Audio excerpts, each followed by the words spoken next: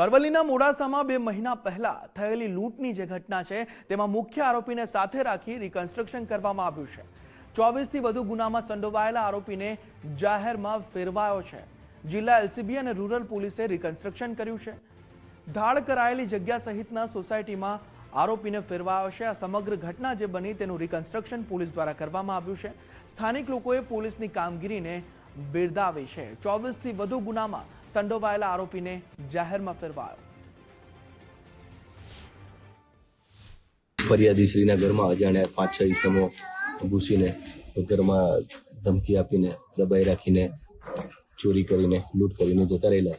જે અનુસંધાને મહેરબાન ડીઆઈજી સાહેબ વિરેન્દ્ર યાદવ સાહેબની સૂચના અને મનોહરસિંહ જાડેજા સાહેબની સૂચના અને વાઘેલા સાહેબની સૂચનાના આધારે એલસીબીની ટીમે સદર આરોપીને પકડીને મોડાસા રૂરલ પોલીસ સ્ટેશનને હવાલે કરેલો।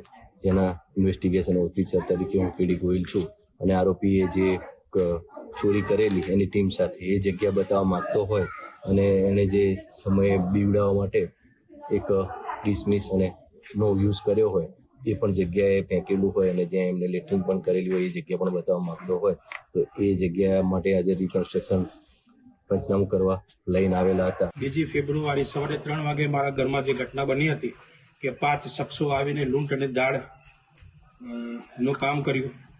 પાછળના દરવાજાથી એ લોકો અંદર આવ્યા તો દરવાજો તોડીને મને અને મોટી દીકરીને ઉપર બંધક બનાવીને ડિસમિસ થઈ અને એની મમ્મીને નાની બેબીને નીચે લાવે તિજોરી ખોલાવવા માટે અને બધો સામાન કાઢીને લઈ ગયા। અને છેલ્લા પહેલા આવીને તરત એ લોકોએ મોબાઈલ લઈ લીધા હતા અમારા બધાએ અને નીકળતા આ લોકોએ કીધું કે પાછળ આવતા નહીં અને નીકળતા બીજા એક ભાઈએ અહીંયા મને લાકડી મારી।